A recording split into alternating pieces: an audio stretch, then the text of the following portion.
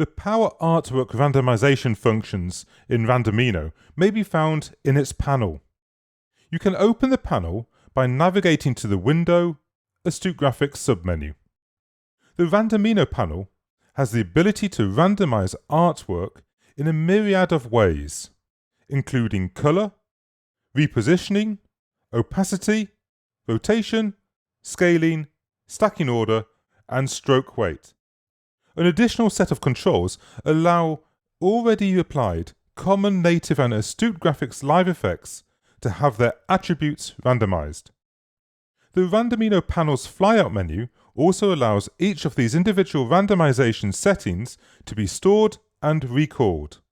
When reapplying a user-defined preset, this step can also be incorporated into an Illustrator action to automate processes. The scope of this tutorial video is to demonstrate a small number of various functions found in the panel. For details of every aspect of the panel, please refer to the written manual available at astutegraphics.com. The color mode in the panel is likely to be one of the most frequently used aspects of the plugin, and the selection of professional grade controls reflect this. Beyond the hue randomization offered in the Random Mini tool, the panel adds optional saturation and brightness adjustments. The demonstration will be based on this tree stock artwork. Each leaf is an individual path of varying shades of green. I will start by making the tree turn more autumnal, as if we've entered fall, by first selecting all the elements and then hiding the selection edges. Next, I can restrict the hue range from reds verging to greens. I can loop the start-end markers by click-dragging the green underline. Without any further control changes, I will apply this randomization to see how it looks. Like this, it's not a very realistic result, so I'll have to control more aspects of the color changes. This panel does not apply live effects, so I undo to revert. Back in the panel, I will reduce the saturation range so that all randomized colors are more punchy. Then I can control the brightness, ensuring that none of the leaves are too dark or light. Before I apply this, notice how the lower section of the panel previews color random squares, nicely illustrating the types of colors we can expect when applied to the artwork. Indeed, applying this reflects the preview, and the tree is starting to look more autumnal and realistic. Yet it can be improved further. Randomness in nature is rarely 100% random. In reality, leaves on the tree will be predominantly in a narrow colour range with a smaller number of colours in the extremes of the range. In this case, most of the leaves will be orange-red, with only a few greener leaves remaining and an equally small number of deeper red shades. I will now focus on the top of the panel where the probability distributions can be set. To reflect nature, I will set a bell curve distribution. This change is represented in the preview grid at the bottom of the panel. As each leaf will be changed again, I don't really need to undo. So I will simply apply this to the artwork and see that it really works well.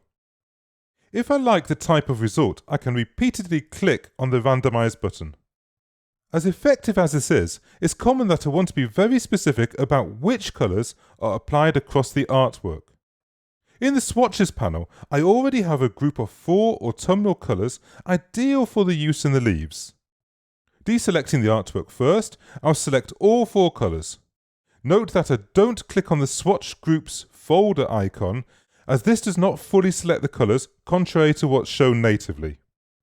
Back in the panel, I will switch to List mode. These dual range or list modes are available in many of the randomization types found in the panel. In List mode, you can specify very specific values, be they colours, opacity levels, scale factors, or more. In the colour list, I will add the 4 selected swatches by clicking on the Swatches button. Equally, I could add all colours present in the selected artwork or manually specify and add. Selecting all the leaves, I will randomise again. This time, each leaf can only be one of the 4 colours defined in the list.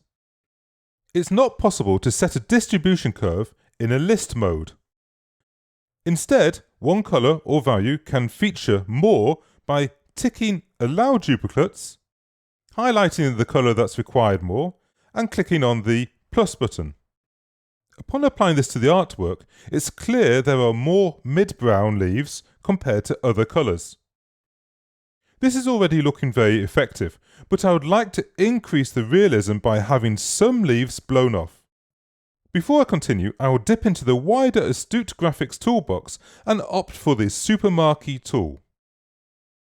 Note that I have the Astute Buddy panel open, ready to help me. Marquee dragging around all leaves, with the mouse button still held down, I can refer to the Astute Buddy panel and enable the random selection mode using the R key. The annotation next to the pointer tells me that only 30% of all leaves will be selected, which is perfect. In the Randomino panel, I will switch to Move, Distance, Angle. Just applying the default values, we'll see all selected leaves moving randomly in all directions, 360 degrees, for a maximum distance of 72 pixels. This form of randomization is also possible in the Randomini tool and not refined enough for what's required.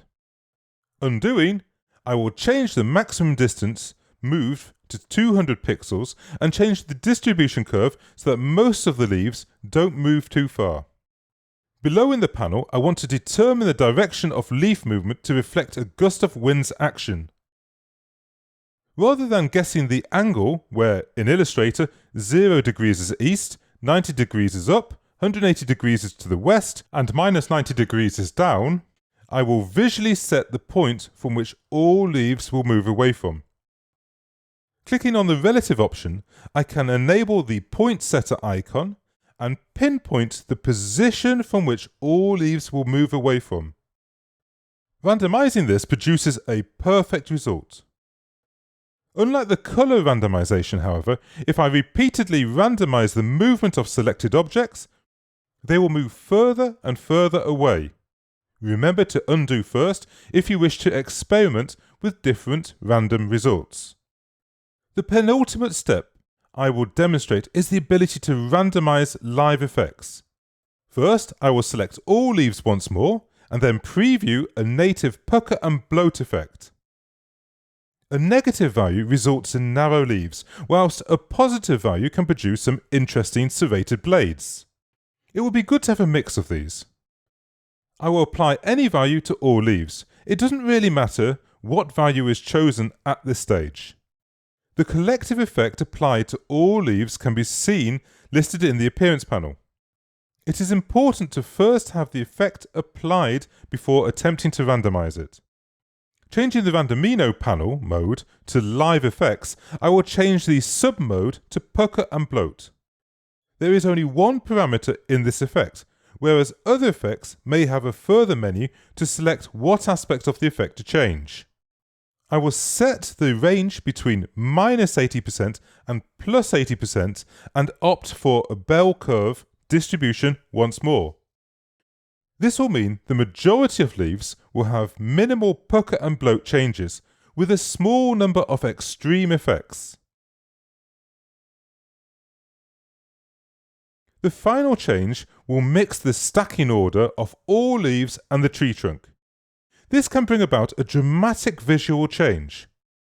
Deselecting the layer in which the tree trunk is placed and also selecting both leaf layers, I will change the Randomino mode to stacking order. There is only a single option, and I'll untick this, Respect Layers, as I want Randomino to restack all selected objects regardless of their current layer structure. Repeatedly randomizing the stacking order either reveals the tree trunk more, as it's closer to the top of the selection of individual leaves and trunk, or hidden further back. That concludes this advanced video covering the Randomino panel.